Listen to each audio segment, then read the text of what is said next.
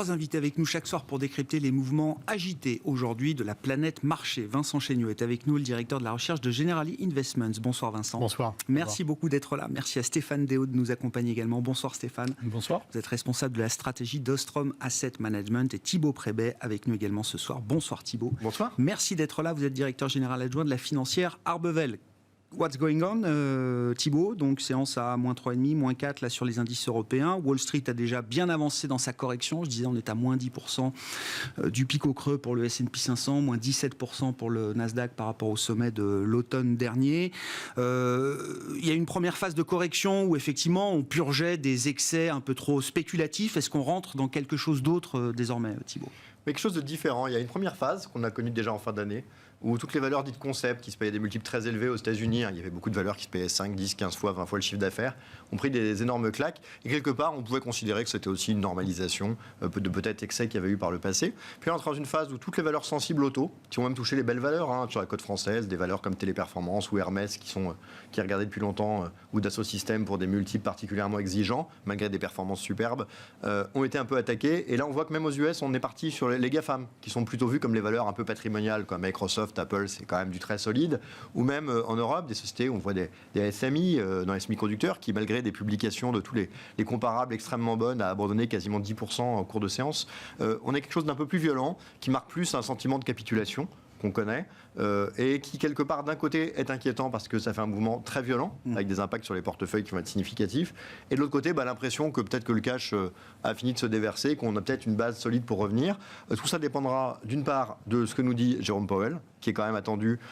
C'est la Fed qui a lancé un peu ce mouvement en disant l'argent à zéro c'est fini, et puis évidemment la situation géopolitique qui n'a jamais grand chose à voir avec la choucroute, parce que peu de sociétés ont un impact très fort, même si pour la partie industrielle, le prix du gaz reste une donnée sensible, mais qui reste toujours quelque chose d'assez anxiogène, qui pousse beaucoup d'investisseurs à retarder des investissements futurs, donc a un impact quand même significatif sur les flux. Mais quand vous dites on entre dans quelque chose d'autre, on commence à attaquer les grosses valeurs de qualité, fonds de portefeuille, etc. Ça veut dire que, et l'idée d'une capitulation, on n'est pas loin d'excès en termes de repricing de marché là sur certains segments de la cote, selon vous, Thibaut? Très difficile à dire parce qu'un marché vaut ce qu'il a envie de valoir. Et parfois on dit les choses sont pas chères, et puis elles restent pas chères très longtemps. Puis parfois on dit Hermès c'est très cher depuis que ça vaut 200 et ça vaut maintenant beaucoup plus. Donc cette notion-là elle est compliquée. Ce qu'on peut voir c'est que chez Financière Arbevel, quand on fait nos modèles par exemple sur notre fonds plus value Disruptive Opportunities, on se rend compte qu'il y a beaucoup de valeurs où il faudrait aller à 5 sur les taux 10 ans européens pour justifier les niveaux de valorisation actuels. Or, on est à 0. Donc, quand on dit les taux pourraient, sur l'Allemagne, passer de moins 0,30 à plus 0,2, que les hausses de taux aux US, où les valeurs sont chères et où les taux reviennent à des niveaux qui sont plus utilisés pour les modèles au jour le jour, c'est pertinent. Que ça se ramène sur l'Europe, c'est évidemment cohérent parce que le Nasdaq est le marché leader. C'est en même temps toujours forgeur d'opportunités parce que les niveaux sont vraiment pas très chers et créent plutôt des opportunités qui sont majeures. Pour autant, à quel moment le marché décide qu'il allait trop loin, on ne le sait jamais. Ouais. On l'a vu à chaque fois, après ce genre de mouvement, on a à nouveau une reprise qui est élevée. Est-ce que ça peut attendre 1 mois, 2 mois, 3 mois, 6 mois? J'en ai pas la moindre idée. Je sens que d'un point de vue microéconomique, on retrouve des opportunités. On arrive vers les publications qui, par exemple, en novembre, après septembre-octobre, qui avaient été très chahutés, ont redonné beaucoup de souple à ce type de valeur. Après, moi, je discute avec beaucoup d'investisseurs, dont beaucoup qui voyaient la baisse, qui l'ont vu venir, qui la voient. Tous cherchent le moment pour se repositionner. Personne ne se dit je suis inquiet à long terme ou il faut sortir de ces logiques-là, plus avoir de Nasdaq. Tout le monde dit j'essaie juste de trouver le moment pour y aller, en sachant qu'il ne faut peut-être pas attraper le couteau qui tombe, mais l'idée sur laquelle il faut y être pour les 10 prochaines années, c'est une évidence. Et quand on est dans cette logique-là, je trouve qu'on gagne beaucoup de force pour le court terme, même si c'est jamais agréable de voir des corrections intenses. Commentaire sur cette séquence de marché. Alors, on peut élargir d'ailleurs un petit peu la chronologie. Je ne sais pas jusqu'à quand est-ce que vous souhaitez remonter, Stéphane Déhaut, dans le temps pour analyser ce qui se passe aujourd'hui sur les marchés. Moi, ce qui m'impressionne, c'est quand même la vitesse des marchés aujourd'hui. Et c'est pas juste sur cette séance, mais le repricing du marché obligataire était quand même très très rapide. Oui. Je veux dire que le U-turn de la Fed a été très rapide également. Et derrière, on voit que sur les actions, là aussi, les mouvements vont très très vite et les écarts sont déjà impressionnants aujourd'hui. Non, alors je suis assez d'accord avec ça. Ça me rappelle un peu 2018, si vous vous souvenez, les taux ont monté, et puis la bourse s'en souciait pas vraiment. Et puis à un moment donné, ça casse et la bourse a énormément corrigé. Là, c'est la même chose. On avait un quantitative easing qui devait disparaître de la Fed, et puis après, on a commencé à parler des hausses de taux, et puis maintenant, on commence à parler de quantitative tightening. Donc, petit à petit, c'est devenu de plus en plus difficile, et à un moment donné, le marché craque. Et je crois qu'on est en plein là-dedans, à l'heure actuelle. Ce qui est vraiment impressionnant... Avec juste, petite parenthèse, Ouais. avec un taux 10 ans américain qui n'a jamais dépassé un 90% quand même. Oui, complètement. Ce que je veux dire, c'est qu'on ne parle pas de 10 ans américains à 3%. Et ça, c'est très inquiétant, parce que ça veut dire que si le marché n'est pas capable d'absorber des taux à 2%, si on n'est même pas à 2, comme vous l'avez dit, on en est loin, ça veut dire que le pouvoir de la Fed et la marge de manœuvre de la Fed est quand même très, très limité. Parce que s'il y a panique à bord à 1,8 sur les taux 10 ans américains, ça vous donne un peu l'ordre de grandeur de la marge de manœuvre de la Fed. Donc ça, c'est assez pertinent et c'est assez inquiétant en même temps, malheureusement. Mais ce que je trouve intéressant sur la correction, c'est qu'on a bien vu les taux qui montaient. Donc on a vu certains compartiments de marché souffrir beaucoup. Il y a un exemple typique, c'est la partie des entreprises du Nasdaq qui ne font pas de bénéfices. Donc c'est des entreprises, c'est des startups qui n'ont pas de bénéfices, qui vous disent investissez dans 1 an, dans 2 ans, dans 3 ans, je gagnerai plein d'argent. Donc il faut être patient. Alors quand les taux sont à 0, vous pouvez être patient. Quand les taux commencent à monter, vous perdez en patience. Et donc c'est des entreprises qui ont beaucoup, beaucoup sous-performé depuis un mois. Là, c'est totalement différent. C'est tout qui part en même temps. Et en fait, on a regardé ces phases de marché, on s'aperçoit qu'il y a beaucoup d'ETF, c'est-à-dire que quand vous êtes un gérant, beaucoup de gestions ont du mal à tourner leur portefeuille, à vendre tout en même temps, parce que vous avez 20, 30, 50 lignes. Donc vous allez vendre un ETF sur un secteur ou même sur l'ensemble d'un indice, et donc ça revient à tout vendre en même temps. Et donc il y a des aberrations, je pense, parce que dans des phases comme ça, le marché n'est pas suffisamment discriminant. Et donc il y a certains titres qui, oui, doivent être pénalisés parce que les taux montent, parce que incertitude sur la croissance, parce que Dieu sait quoi. Mais je trouve la corrélation entre tous les titres un peu excessive. En gros, tout le monde est pénalisé. C'est ça, l'idée que c'est une nouvelle phase de la correction qui emporte tout le monde. Et ça, c'est très nouveau. C'est plus du tout cette rotation sectorielle et des marchés discriminants comme on a eu jusqu'à il y a quelques jours, quelques semaines. D'accord avec cette analyse, Vincent, quels sont les éléments complémentaires qu'on peut apporter dans la séquence? Effectivement, on a déjà des corrections, 10% pour le S&P 500, mais c'est déjà 17% pour le Nasdaq. Je ne parle même pas des cryptos, le Bitcoin est à moins 50. Oui. Les non-profitable stocks, c'est du, moins 40 depuis déjà quelques mois maintenant. Oui. Et puis, il y a également l'idée des flux du retail, qui ont été quand même une partie prenante très importante dans le rallye général depuis mars 2020. Et c'est assez nouveau. Le poids du retail a pris quand même beaucoup de place dans les marchés américains notamment. Ouais. Alors précisément, les questions de positionnement, je pense, sont importantes. Personnellement, je pense qu'il y a des phénomènes ponctuels et il y a des phénomènes qui vont nous embêter toute l'année. Mais la comparaison avec 2018 me semble trop pessimiste. Je vais revenir. Sur les éléments ponctuels, on a le positionnement en particulier. On observe dans les enquêtes auprès des investisseurs étaient devenus beaucoup plus prudents sur la croissance et les profits, mais quand même très surpondéré sur les actions. Et on a vu des flux phénoménaux l'année dernière dans les fonds actions, et ça s'est poursuivi en début d'année. Et là, je crois qu'on a un trou d'air. Donc il y a la question de positionnement. Alors en plus, on a les saisons des résultats qui commencent. Et on a eu une séquence deuxième trimestre, troisième trimestre avec des résultats qui étaient assez phénoménaux. Là, on sait qu'on a eu la vague Delta, Omicron, on sait que le quatrième trimestre va être beaucoup moins spectaculaire sur les résultats. Donc ça, ce début de saison de résultats n'aide pas. Mais il me semble qu'il y a une composante ponctuelle et je suis plutôt dans une logique de racheter les retours de marché. Après, il y a des phénomènes qui vont nous embêter toute l'année, je l'ai dit, c'est notamment la Fed, parce qu'on entre dans une séquence de hausse de taux de la Fed. Alors là où je trouve que la comparaison 2018 est un peu sévère, c'est un peu pessimiste, c'est que 2018 c'était la deuxième année de hausse, de resserrement de la Fed, hausse de taux et resserrement quantitatif en 2018. Rappel, pilote automatique, on ne se posait pas de questions. Tous les 3 mois, c'était 25 points de base et réduction du bilan en mais parallèle. Ils avaient commencé les hausses de taux en 2017. Et donc le marché commençait à trouver ça un peu lourd, un peu difficile. Mais également, le deuxième facteur en 2018, c'était les anticipations économiques qui se dégradent. Si vous regardez les indices Sentix, par exemple, on pense que cette année, ça va mieux résister. Donc plutôt acheteur de points bas. L'autre élément qui va nous embêter cette année, je le crains, ce sont les prix de l'énergie. Et là, on parle de l'Ukraine. Alors, on sait qu'on a eu une explosion des prix du gaz naturel l'année dernière en Europe.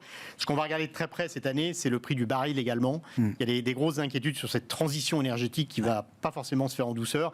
Et c'est une menace pour l'inflation, pour le pouvoir d'achat et donc pour la croissance. Et déjà, de ce point de vue-là, c'est une nouvelle histoire, parce que je me souviens très bien un peu le discours en fin d'année. On voyait plutôt le baril de pétrole se stabiliser et beaucoup misaient sur des effets de base qui allaient justement jouer en faveur d'une forme de désinflation, en tout cas d'une moindre inflation qui allait se voir assez vite finalement au début de l'année 2022. Ça, déjà, ce schéma-là, il faut le reporter au moins dans le temps de quelques mois, quelques trimestres. Je le crains. Ouais. On sait qu'on a sous-investi les énergies fossiles depuis un certain nombre d'années. On sait pourquoi. Les facteurs ESG, climat, jouent énormément sur ces questions. Mais on sait qu'en même temps, les investissements dans l'énergie renouvelable sont très lourds, très longs, demandent du temps. Et donc, entre les deux, on est quand même un peu inquiet que cette transition soit un peu chaotique. Qu'est-ce qu'on attend de la Fed? Parce que, alors effectivement, le prix du pétrole, c'est quelque chose qui va être regardé aussi à un moment. $100, c'est un prix psychologique, ça a des conséquences économiques. La première réunion de la Fed cette année, qui commence demain, avec une communication attendue mercredi, après tout ce qui a été dit, tout ce qui a été écrit depuis la dernière réunion du mois de décembre, est-ce qu'il y a déjà un enjeu immédiat en matière de décision là, pour la Réserve fédérale américaine, Thibault? Il y a un enjeu immédiat en manière de communication. C'est elle qui va décider ce que font les marchés cette année. Elle a sa réunion pour commencer à passer un message. Déjà, j'aime ce doux parfum d'optimisme que Stéphane et Vincent ont fait flotter. Je vous rappelle que 2018, c'est un Nasdaq qui finit à zéro. Donc si c'est mieux que 2018, c'est pas si mal. Parce qu'au final, avec moins 20 sur les 15 derniers jours de l'année, enfin sur le mois de décembre. Sur novembre-décembre, ouais. Mais bon, voilà, c'est une année qui a fini à zéro. Bon, si cette année on fait moins 15 avant de les récupérer, la Terre s'en remettra aussi au milieu d'un nombre d'années haussières qui a été impressionnante, mais surtout un nombre d'années de hausse des résultats des boîtes du Nasdaq qui a été impressionnant. C'est-à-dire qu'il faut quand même jamais oublier de lier ça. Voilà. On peut parler d'un côté du Bitcoin, de l'autre du Nasdaq. Chacun peut avoir son avis, mais le Nasdaq, c'est des hausses de résultats colossales année après année. Donc il y a quand même peut-être une vitesse qui pour ça ne souhaitait a été élevée, mais qui est pertinente. Ensuite, au niveau de la Fed, le retour du marché en 2019, c'est ce qu'on appelle dans le turnaround, c'est-à-dire le changement de ton de la Réserve fédérale qui dit bon, on va peut-être se calmer un peu, parce qu'on était monté à 3,20 sur les taux longs et ça picotait un peu et on s'est dit mollo. Là, la question, c'est est-ce que la Fed dit quelque part une maxime qui est chère aux joueurs d'échecs, qui est une menace est toujours plus forte que son exécution. On a des taux résidentiels immobiliers qui ont déjà pris 1% sans que la Fed fasse rien. On a une liquidité qui s'est un peu asséchée. On a les cryptos, on a tout ce qui donnait un peu un effet richesse, les actions qui étaient achetées par le secteur des investisseurs particuliers aux États-Unis qui sont un peu cassés la figure. Donc quelque part, il y a déjà une action. Donc est-ce qu'elle me dit, bon, maintenant on peut vous dire une hausse tous les 3 mois et on verra après. Et là, le marché va dire, on va arrêter de recevoir des notes nous disant finalement c'est 6, 7, 8 cette année, c'est des 50 BP et ça va se calmer. Ou est-ce qu'elle va dire, ah donc il y a quand même beaucoup d'inflation, on accélère, ou là ça peut être très chaud. Historiquement, la Fed a montré, et beaucoup de personnes au sein du board de la Fed ont montré qu'ils étaient quand même assez sensibles à ce qui se passait sur les marchés financiers. Dans ce cadre-là, avoir des hausses de taux, je crois que c'est pas un sujet, et qu'il y en aura. Communiquer sur un taux qui montrait au-delà des 2,5 sur les taux monétaires, c'est peu probable. Et accélérer sur la baisse du bilan, ça ne semble pas non plus totalement urgent dans le cadre-là, dans la mesure où le mouvement sur les taux a déjà eu lieu, ne serait-ce que par ces anticipations. Donc il serait quand même surprenant de voir Jérôme Powell aller sur quelque chose de beaucoup plus restrictif. Est-ce qu'il va juste le laisser comme ça ou est-ce qu'il va dire allons-y mollo? C'est la grande attente des marchés. Pour l'instant, ils n'ont pas l'air totalement optimistes. Je suis d'accord. Enfin, le constat est sans appel que la Fed a toujours été très sensible, évidemment, à l'équilibre des marchés, tant elle a utilisé les marchés comme canal de transmission de sa politique monétaire. Sauf que jusqu'à présent, elle n'avait pas une inflation à 7%. Elle n'avait pas une inflation à 7%. Après, si on est complètement taquin, on pourrait dire, on a des statistiques qui s'accumulent, qui laissent quand même supposer qu'on n'a peut-être pas été loin de faire les points hauts, en tout cas sur les segments sur lesquels elle peut faire quelque chose. C'est-à-dire que si l'Ukraine se fait envahir par la Russie, la Fed ne peut pas avoir un impact complètement énorme là-dessus sur ce que ça peut impliquer pour les prix de l'énergie. Et donc ça, c'est un premier point. Et le deuxième point, c'est qu'il ne faut pas se mentir. Si la Fed monte ses taux de 25 BP ou 4 fois ou 5 fois cette année, l'impact réel pour l'inflation, il ne va pas être colossal. D'autant qu'une bonne partie de cette inflation est soit souhaitable pour les bas salaires, soit difficilement contrariable pour la transition énergétique, et que donc le seul sujet qui paraissait indiscutablement à gérer, c'était la partie immobilier. Immobilier et prix de l'immobilier, qui est toujours le facteur de risque des marchés américains, qui a déjà quand même, en tout cas, vu une action nette du résultat de la Fed. Donc, difficile à dire, mais c'est vrai qu'on va probablement être sur une réunion qui va être plus politique que liée sur des détails d'inflation. Sur la Fed, Stéphane, alors l'idée d'un pic hawkishness, quand on en est à se demander s'il ne faut pas des hausses de 50 BP le plus vite possible pour restaurer la crédibilité, est-ce qu'on a atteint le pic dans le discours au moins du durcissement de la politique monétaire américaine? Et puis où est le strike du put de la Fed? Quel est le prix d'exercice de l'option gratuite que la Fed distribue aux investisseurs depuis des années maintenant? À quel moment est-ce que ça devient un problème pour la Fed, la baisse des marchés? Alors moi, je trouve que la Fed s'est mise dans une situation qui est un peu difficile, parce que si vous regardez les anticipations de marché maintenant, il y a le QE qui finit en mars. Bon, ça, on est tous d'accord, ils l'ont annoncé, dit, donc je pense qu'il n'y a pas vraiment photo là-dessus. Il y a des hausses de taux derrière, le consensus est à peu près moitié-moitié, entre 3 hausses, 4 hausses, mais effectivement, il y a des gens qui commencent à dire ils vont monter à chaque meeting, donc 7 hausses de taux. Et il y avait une enquête d'une banque d'affaires la semaine dernière qui disait qu'il commence le quantitative tightening, c'est-à-dire la réduction du bilan, dès juin. Il y a 60% des investisseurs qui attendent ça. Alors, je rappelle, en 2018, alors c'est la deuxième année de hausse de taux, mais en 2018, il y a eu 4 hausses de taux. Là, on nous dit, on arrête le QE, on fait 3 ou 4 hausses de taux et on commence le quantitative tightening sur la même année. Je peux vous assurer que ça va tanguer assez sérieusement sur le Nasdaq et sur les autres actifs risqués s'ils font ça. Donc je pense qu'ils ont deux choix. Soit ils font effectivement ce qu'attend le marché, mais là, sur les actifs risqués, ça va être vraiment très compliqué. Soit à un moment donné, ils disent non, attendez, on s'est mal compris, on ne va pas faire autant, calmez-vous. Mais dans ce cas-là, oui, l'inflation est à 7%. Vous avez la moitié des composantes qui sont au-dessus de 4%. Donc vous avez maintenant des pressions qui sont sur quasiment tous les secteurs. Vous avez des salaires qui se baladent entre 4 et 5% en fonction de la façon dont vous le calculez. Enfin, je ne veux pas rentrer trop dans la cuisine des économistes. Mais si la Fed commence à dire non, mais vous inquiétez pas, on est là, on va maintenir le Nasdaq, vous avez un vrai problème de spirale inflationniste. Donc en fait, ils vont être obligés on appelle ça du bang theory. C'est-à-dire que vous allez soit vous sautez sur les freins, soit vous ressautez sur l'accélérateur. Mais c'est très difficile de trouver le juste milieu. Et donc je pense qu'en termes de visibilité de la politique monétaire, ça va être très compliqué. Et donc, quand il n'y a pas de visibilité, les marchés n'aiment pas, et donc ça va rester extrêmement volatile. Mais on est vraiment dans une situation, je pense, ils ont énormément attendu. Ouais. Le marché immobilier, par exemple, vous avez une différence sans précédent entre les mises en chantier et les permis de construire. C'est-à-dire qu'on alloue des permis de construire, on n'arrive pas à mettre les mises en chantier parce qu'il n'y a personne pour les faire. Le secteur est en pleine surchauffe, et ils achètent toujours des MBS, c'est-à-dire des papiers pour stimuler l'offre de crédit. C'est fou. Est-ce qu'ils peuvent envoyer un signal en arrêtant plus brutalement que prévu, par exemple, le QI, je sais pas, dès ce mois de janvier? Pourquoi acheter encore en février et mars un reliquat de Treasuries et de MBS Alors, s'il y a une vraie urgence, effectivement, à avancer dans ce calendrier? Alors, la Banque du Canada l'a fait, mais bon, la Banque du Canada n'a pas forcément le même impact que la Fed. Le problème, c'est qu'on a eu un changement des attentes du marché depuis septembre qui est absolument phénoménal. Si vous arrêtez le QE encore plus vite, vous êtes en train implicitement de dire au marché, vous avez raison de bouger dans cette situation. Et d'ailleurs, s'il y a des surprises dans le futur, ce sera encore plus au quiche, encore plus rapide en termes de resserrement monétaire. Vu l'état des marchés, je ne suis pas convaincu que ce soit le bon message à faire passer à l'heure actuelle. Surtout qu'il y a une très forte incertitude sur l'inflation. Donc là, il y a eu un resserrement monétaire implicite très fort. Je pense qu'il faut donner un petit peu du temps au temps, et je ne serais pas étonné que Powell botte un petit peu en touche en nous disant écoutez, on va finir le QE en mars. Ouais. Je rappelle quand même qu'en mars, vous allez avoir le QE qui est fini, une inflation qui va être, allez, je vous le fais à 6, mais probablement plutôt 7, et un taux de change à 3,5. Hein. Ah oui, 3,5, c'est le niveau le plus bas d'avant la crise. Donc, et vous avez des taux directeurs à 0. Je suis désolé, mais il y a un des chiffres qui est faux là-dedans. Donc, il va falloir en changer un. Ouais. Vous dites, Vincent, la Fed, c'est un sujet qu'on va se traîner, entre guillemets, toute l'année. C'est-à-dire qu'on n'aura pas de réponse demain soir sur une stratégie claire et définie. On va naviguer à vue en permanence. Entre surréagir parce qu'on est très en retard ou finalement laisser se développer peut-être encore un peu plus l'inflation. Est-ce que la Fed est capable de délivrer ce qui est dans le marché aujourd'hui? Est-ce que le risque est qu'elle délivre beaucoup plus, un peu moins?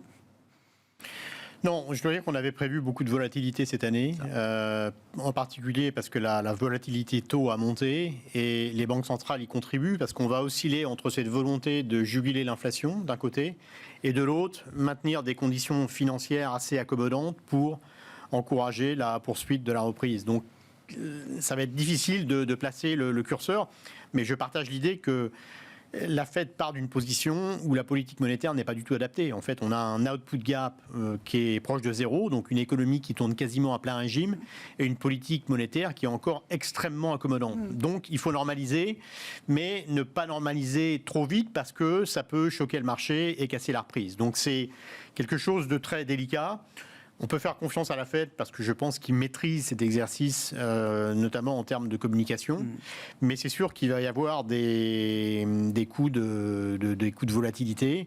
Et je l'ai déjà dit sur ce plateau, mais la variable qu'il faut regarder comme le lait sur le feu, ce sont les taux longs réels. En l'occurrence, les taux 10 ans TIPS sont passés de moins 1% et même en deçà à environ moins 0,5% aujourd'hui. Donc ils sont quand même remontés très vite, très fort. Ça reste négatif. Je pense que sur ces niveaux de taux réels, on doit garder des multiples actions assez élevés. Mais si effectivement les taux réels continuaient de monter fortement, en particulier avec les évolutions des anticipations sur la Fed, c'est clairement une menace pour le marché d'actions. Donc la Fed va devoir naviguer, inflation, conditions financières, et ça va causer de la volatilité. Mais en l'occurrence, il me semble très très improbable, hautement improbable, que la Fed remonterait de 50 points de base, par exemple, au mois de mars. Je pense qu'ils veulent vraiment éviter des chocs sur le marché. Ils veulent essayer d'être prédictifs. Alors certes, ils ont très nettement modifié leur guidance, mais ils vont vouloir éviter les chocs. Oui, ils ne veulent pas perdre cette idée de forward guidance. Ils ne veulent pas détruire complètement la forward guidance dans leur arsenal de pilotage de la politique monétaire. Exactement. Toujours dans l'analyse de marché, Thibault, alors je ne sais pas comment vous regardez les segments de marché qui résistent mieux en relatif. Ça tient pas trop mal du côté des émergents, en tout cas de la Chine, depuis quelques jours maintenant, avec une banque centrale chinoise qui se met en action à l'inverse de la Réserve fédérale américaine, en assouplissant. Ça tient toujours pas trop mal sur des secteurs dits value, financières, oil and gas, énergie, même l'automobile qui garde encore de l'avance sur le marché depuis le début de l'année. Je vois aussi des boring stocks, là, les télécoms qui tiennent plutôt pas mal, la conso de base, etc. Comment vous regardez effectivement cette partie-là du marché aujourd'hui par rapport à la croissance ? Le marché, il est dans une phase qui est une phase qu'on comprend très simplement par son terme. C'est une phase de correction. Ce qu'on appelle la correction, on le voit bien, c'est on a fait quelque chose et on regarde qu'il ne faut pas le défaire. Bon, donc tous les stocks qui font rien depuis des années, pas tellement de correction à faire. Quand on regarde le Bitcoin, qui lui n'a pas rien fait exactement, et on trouve des choses à redire. Et donc ce mouvement, il est tel qu'il est. En Chine, il n'y a pas eu de performance l'année dernière. Donc fatalement, il n'y a pas grand-chose à corriger. Et donc quelque part, le sentiment du marché aujourd'hui, c'est qu'il y a une problématique de taux ou une problématique d'exubérance des valorisations qu'il faut probablement un peu retourner. Et en échange de ça, il y a des actions qui, elles, n'ont rien fait et qui ne sont pas sanctionnées. Là où ça me gêne un petit peu, et là où chez Financière Bevel, on n'a pas tellement envie de suivre trop ce mouvement, c'est juste que à la fin, c'est la microéconomie et les sociétés qui gagnent. Ouais. Et toutes les sociétés de digitalisation, c'est les sociétés de semi-conducteurs, c'est des boîtes qui prennent des énormes plombs aujourd'hui. Il n'y a aucun doute sur le fait qu'ils ont pour des années encore des résultats qui vont être excellents. Voilà. Sur les banques, l'automobile, les secteurs que vous évoquez, on ne peut pas dire qu'il y ait une euphorie des résultats ou une dynamique qui sera sans doute meilleure que l'année dernière, mais qui soit ultra sexy et motivante. Et donc, comme nous, on est plutôt investisseurs de long terme et microéconomiques, on a un peu de mal à être très enthousiaste sur des segments de la cote qui, historiquement, ne délivrent pas une tonne. Donc, bon, il faut accepter le fait qu'il faut un peu plus de volatilité. C'est toute la difficulté. Et un exemple, d'ailleurs, que le Nasdaq résume bien. Le Nasdaq, c'est des énormes plombs, très souvent. Sauf que c'est aussi un indice qui, en une dizaine d'années, a fait x5. Ouais, sur longue période. Ouais. Et donc, tout le sujet est de se dire, il y a des sinusoïdes qui sont plus ou moins haussières et qui ont plus ou moins d'amplitude dans les vagues. Nous, on a plutôt tendance à essayer de trouver les un peu plus haussières, quitte à accepter le fait que les vagues puissent être un peu importantes. Il y a d'autres titres qui ont moins de qui font moins de vagues, mais qui parfois ne montent pas. Ouais. Donc voilà, c'est un peu comme ça qu'on voit le marché. C'est un peu caricatural. Évidemment, on rentre dans quelque chose d'un peu plus fin parce qu'il y a des valeurs value qui sont extrêmement intéressantes et des valeurs croissance qui n'ont aucun sens compte tenu de leur prix. Mais on va dire que le raisonnement sous-jacent, c'est quand même d'essayer de rester sur quelque chose d'assez microéconomique. Et dans ce cadre-là, on peut avoir un peu l'impression qu'on jette le bébé avec l'eau du bain. Ouais, je comprends. Moi, il y a un truc qui me frappe, c'est Netflix. C'est-à-dire, bon, baisse de 24% vendredi après la publication, mais au-delà de cette baisse de 24%, c'est une action dont le cours est revenu sur les niveaux d'avant le déclenchement de la crise pandémique. Ça a valu $700 au plus haut, c'est tombé à moins de 400. Alors là, j'ai pas le cours sous les yeux, mais moins de $400, c'était le niveau de Netflix avant le déclenchement de la crise pandémique. Oui, mais pourtant, le business Netflix a considérablement accéléré pendant cette période pandémique. Le marché nous dit aujourd'hui, le prix de Netflix post-Covid, c'est le même que le prix de Netflix pré-Covid. Bah, il y a la même chose aussi sur Zoom. Zoom, exactement. Ce qui est compliqué, c'est que déjà, c'est une valeur qui n'est pas rentrée dans le Covid comme pas cher. Donc la valeur de départ, on sait qu'on a toujours des instituts qui prennent un point qui les arrange pour essayer de comparer, parce qu'ils prennent parfois début mars pour les statistiques économiques, ce qui n'a aucun sens. En réalité, Netflix avait quand même eu une vague hallucinante au point qu'on parlait des GAFAM à un moment donné, on essayait de coller des nouvelles lettres partout. C'est une valeur qui était très chère. Ensuite, c'est une valeur qui a une activité qui est dans un segment particulier, puisqu'elle voit tous ses plus gros concurrents venir se mettre sur la table et la concurrencer. Donc c'est une société qui était toute seule, qui voit Disney, HBO, etc. lui mettre quand même des bâtons dans les roues, Amazon. Donc ça, c'est... Voilà. Et puis, il y a aussi une réalité qu'on voit aussi aujourd'hui avec Orpea ou jeudi dernier avec Soitec, c'est qu'il y a des très belles valeurs qui ont des mauvaises nouvelles qui ne tombent pas au bon moment. Voilà, une société comme Netflix qui fait presque 2 fois le résultat net anticipé et qui annonce qu'elle aura un peu moins d'acquis de nouveaux clients au premier trimestre, probablement que dans certains modes de marché, ça peut faire moins 5 ou moins 10, ça a plutôt fait moins 25. Ouais. Voilà. Mais il ne reste pas moins que c'est assez impressionnant et que, effectivement, le marché détricote un peu les acquis de la crise. C'est plus que détricoter, ouais, c'est ça. On revient à la case départ pour certains dossiers emblématiques. Alors que, par exemple, dont le business a profité. Une société comme ASML aura, elle, beaucoup corrigé, mais toujours probablement 2 à 3 fois plus élevé que sur les niveaux de 2020. Donc, tout n'est pas sanctionné de la même manière. Netflix a une situation qui est quand même relativement atypique, d'une part, compte tenu de la concurrence, mais aussi d'autre part, compte tenu quand même, il faut le saluer, d'une adoption de cette idée de l'abonnement par tout le monde qui ouvre aussi des nouvelles possibilités. C'est-à-dire qu'ils ont un gâteau qui est peut-être un peu plus challenging, mais qui a quand même tendance à augmenter. Aujourd'hui, c'est trouver des foyers où personne n'est abonné ni à Netflix, ni à Disney, ni à Amazon, ça devient quand même pas complètement évident. Donc, dans ce cadre-là, voilà, il y a une correction qui est peut-être un peu agressive, qui ne tombe pas au bon moment sur une société où les fondamentaux sont bons. Mais il ne faut pas oublier que sur les valeurs taux, c'est la croissance future qui fait œuvre. Et quand vous divisez par 2 ou 3 ce que le marché anticipait comme croissance du prochain trimestre, je comprends. C'est normal que ça mette aussi un plomb. C'est aussi la vie. On peut citer HelloFresh, valeur qu'on aime bien aussi. HelloFresh, c'est une valeur donc, du DAX. Il y a un an, elle valait plus cher qu'aujourd'hui. Il y a un an, elle anticipait 25 de croissance en 2021. Elle aura vraisemblablement fait 60. Elle anticipe 40 désormais. Elle vaut moins cher qu'à l'époque. Donc, entre on est allé un peu trop vite ou maintenant c'est vraiment décoté, c'est possible que ça soit un peu des deux. Mais clairement, on commence à trouver que le nombre des opportunités qui se présentent sur le marché sont assez élevés. En termes de stratégie et même de tactique, là, qu'est-ce qu'on a envie d'avoir? Où est-ce qu'on a envie d'être positionné pour essayer d'avoir un profil un peu tout-terrain? Est-ce qu'il y a déjà des opportunités à saisir d'un côté? Est-ce qu'on se sent toujours protégé sur des segments alors où il n'y a pas grand-chose à perdre, comme disait Thibault, des segments d'e-value qui ont quand même réussi à rebondir un peu ces derniers mois?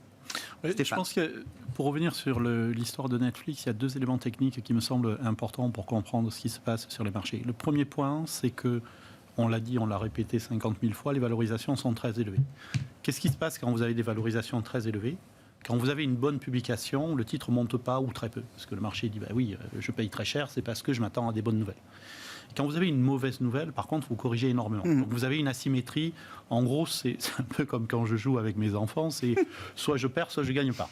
Et c'est un peu ça avec ces valeurs-là. Vous n'avez plus le droit à l'erreur. On l'a vu sur les financières qui ont publié la semaine dernière, où les chiffres étaient bons, mais pas aussi bons qu'attendu, et tout de suite, vous avez une correction. Mais ce qui est intéressant, parce que il y a un surajustement. Oui, mais les financières, parce qu'elles ont beaucoup monté en 2021, se retrouvent également dans cette situation où elles n'ont pas le droit de décevoir. Aux États-Unis. Ouais. Mais voyez, vous avez cet effet-là qui est que...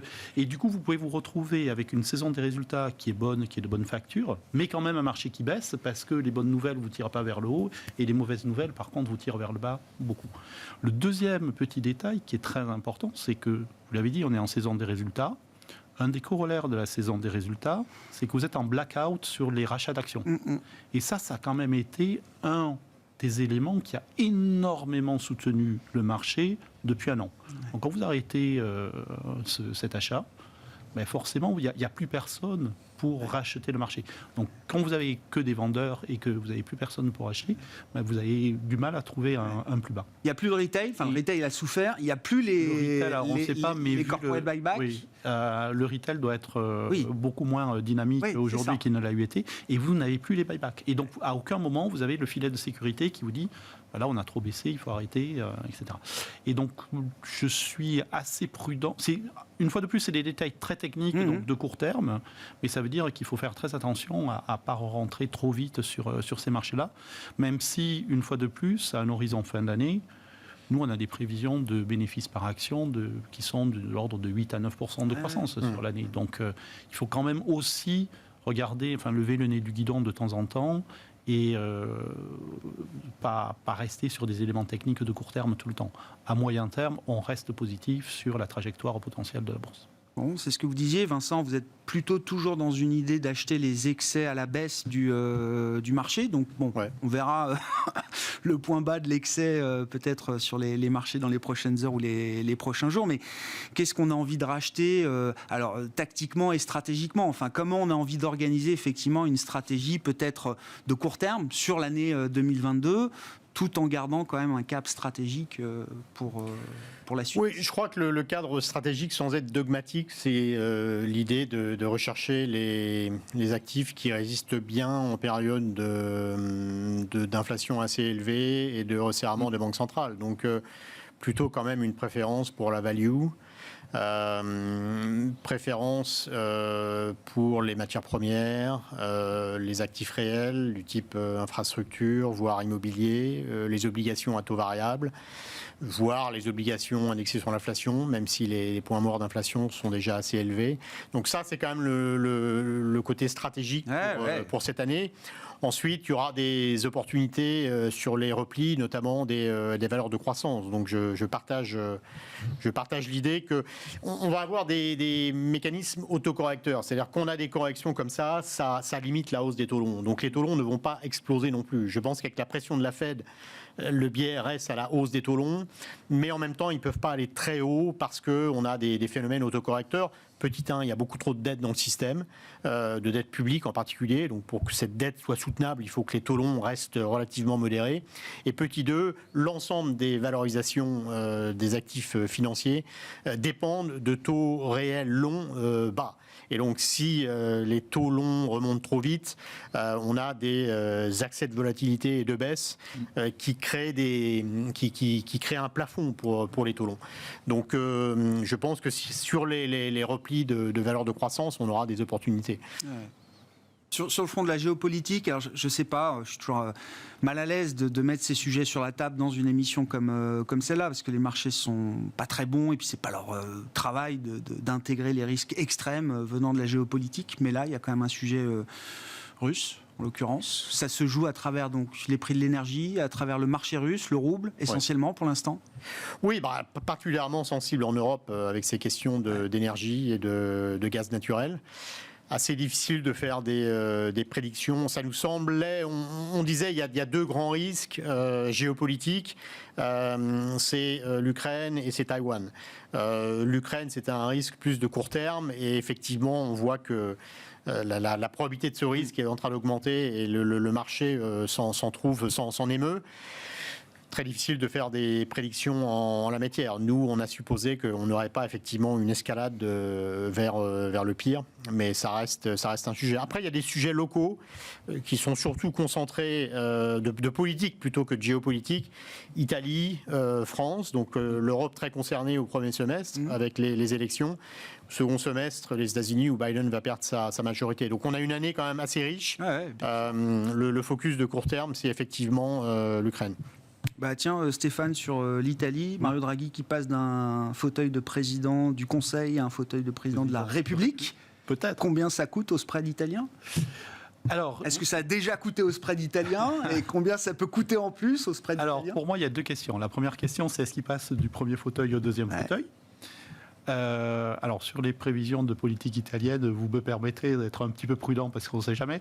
Mais je pense que le scénario central, c'est quand même qu'il soit élu et qu'il soit élu très vite et qu'il soit élu avec une très large majorité. Donc, faisons l'hypothèse qu'il soit élu président. La mauvaise nouvelle, c'est qu'il n'est plus l'équivalent de Premier ministre, donc il n'a plus les mains dans le cambouis en termes de réformes, etc. La bonne nouvelle, c'est qu'on l'a pour 7 ans, ce coup-ci. Donc pour moi, dans cette configuration, soit il reste 1 an de plus au poste de Premier ministre, avec, ouais, d'accord. Même pas. Soit il reste 7 ans à un poste moins les doigts dans la prise, mais 7 ans quand même. Parce que si vous avez des élections législatives début 2023, donc ça veut dire que la coalition va voler un éclat d'ici la fin de l'année, du coup on l'a même pas pour 1 an. Moi, je voudrais juste vous donner une anecdote. Quand Debré a écrit la Ve République, la constitution que nous utilisons à l'heure actuelle, il pensait que De Gaulle deviendrait Premier ministre. Et en fait, De Gaulle a choisi d'être président. Et il a changé, parce que c'était De Gaulle, la fonction de président. Et il en a fait la Constitution telle qu'on la vit à l'heure actuelle. Alors, il ne faut pas faire du copier-coller, parce que ce n'est pas du tout la même chose. Mais ce que je veux dire, c'est que sans vouloir être très péjoratif, les présidents de la République italiens qu'on a mis jusqu'à présent n'étaient pas d'une envergure extraordinaire. Quand vous aurez un Draghi à la place, je ne sais pas jusqu'où il peut tirer la capacité du président à avoir une influence. Et pour moi, ça va être ça la question principale. C'est s'il arrive à être suffisamment fort pour stabiliser la vie politique, pour forcer les gouvernements à faire ce qu'il faut faire, ça peut être une excellente nouvelle. Il pourrait imprimer effectivement, même au poste de président de la République, il pourrait imprimer quelque chose d'un peu plus fort que ses prédécesseurs à ce poste. C'est lui qui décide qui sera président du Conseil, puisque c'est lui qui demande à la personne de le faire, c'est lui qui peut dissoudre l'Assemblée, c'est lui qui peut dissoudre un gouvernement, etc. Donc il a quand même des instruments institutionnels qui sont très loin d'être négligeables. Je vous vends pas du De Gaulle bis, mais entre le De Gaulle de la Ve République et le Mattarella italien, je ne sais pas où il faut mettre le curseur exactement. Vincent ? Non, j'allais ajouter, c'est lui qui protégera l'unité européenne également. Oui. Donc il y a quand même beaucoup à faire. Oui, Draghi au poste de président, c'est pas nul non plus. Et puis juste, dernier petit détail, connaissant la personne, ça m'étonnerait qu'il devienne président de la République juste pour avoir une pré-retraite. C'est pas le genre du bonhomme. Donc, Orpea, on en dit un petit mot, Thibault. Alors, au-delà des révélations du livre, on verra ce qui est écrit dans ce livre. Moi, ce qui me frappe, et c'est de plus en plus vrai, c'est à l'heure de l'ESG, l'investisseur ne peut plus souffrir un risque de réputation comme celui qui frappe peut-être Orpea aujourd'hui. Alors, c'est vrai qu'il y a un livre qui va sortir pour accuser globalement les maisons de retraite de pratiques qui, d'ailleurs, ne sont pas non plus totalement surprenantes dans la mesure où il y a quand même une presse qui a toujours été assez négative avec ce type de société. C'est pas une première pour Orpea ou Corian, en tout mais cas. Mais rajoute, qui vient après des accusations de malversation il y a peu de temps déjà, qui avait fait tanguer un peu Orpea, ce qui fait qu'on retrouve l'action suspendue à des niveaux qui sont quand même presque la moitié de ceux qu'ils avaient atteints au plus haut avant la crise. C'est une action qui était montée de mémoire autour de 129, donc on est aujourd'hui à des niveaux qui sont quand même plus proches de la moitié que ça. Donc c'est assez violent. Ça montre deux choses. Un, que le filtre ESG, c'est bienvenu, est aujourd'hui quelque chose d'extrêmement important. Et que du coup, il y a beaucoup de sociétés qui ont beaucoup de profits, une très bonne dynamique opérationnelle, qui sont totalement boudées par les investisseurs. Et donc, ce qu'il faut espérer, c'est que ce type d'action, ce type de mouvement de marché, pousse les gens à nettement s'améliorer pour pouvoir être mieux vus des investisseurs. Ça, si ça y arrive, ce sera une belle réussite. Puis le deuxième point aussi, c'est qu'il faut quand même choisir son moment pour avoir des mauvaises nouvelles qui sortent, et probablement que ce n'est pas la meilleure séance de l'histoire. Ils ont bien choisi, mais pour avoir des nouvelles très négatives sur la société. Alors au point, et c'est là que ça devient un petit peu gênant, et je ne parle pas du cas d'Orpea, où il y a un cas qui est développé très longuement, il faudra voir ce qu'il y a d'autre dans l'article, mais un cas sur des milliers ou dizaines de milliers. La représentativité, il va falloir essayer de l'évaluer pour voir si c'est un cas, ce qui ne veut pas dire grand-chose, ou si c'est quelque chose de très répété. Mais ce qui est intéressant, c'est que, encore une fois, je ne veux pas critiquer l'avis sur ces sociétés, parce que je ne l'ai pas vu, et évidemment, je n'ai pas d'autre raison que de penser que ce qui est écrit doit être légitime. Mais on a vu, en revanche, beaucoup de sociétés se faire attaquer par des ventes à découvert. On l'a vu, par exemple, dans l'immobilier allemand avec Adler. On l'a vu plus récemment avec S&T, des sociétés qui annoncent qu'il y a quelque chose de très grave, écrit une note, le titre perd 30, puis la personne qui a vendu à découvert se rachète, et puis le titre remonte après, et l'investisseur ESG qui a balancé en apprenant qu'il y avait un risque de malversation, un risque mafieux ou que sais-je, se retrouve un peu le bec dans l'eau. Donc il y a à la fois quelque chose de très vertueux dans cette situation, et je parle côté investisseur, pour forcer les sociétés. Et puis il y a aussi un attrait de la bombe ESG qui peut faire vendre. Donc c'est quelque chose où il faudra trouver une réponse équilibrée et adéquate. Mais cette réponse équilibrée et adéquate ne doit pas changer le fait que dans chacune de ces sociétés qui ont été attaquées, il y avait quand même des motifs qui semblaient tout à fait légitimes. Et ça peut être que positif pour la société en son ensemble d'aller vers une amélioration, tant qu'on trouve des modes de fonctionnement efficaces. Merci beaucoup, messieurs. Merci à vous trois d'avoir été les invités de Planète Marché. Thibaut Prébet, la financière Arbevel, Stéphane Déo, Ostrom Asset Management et Vincent Chéniaud, Generali Investments.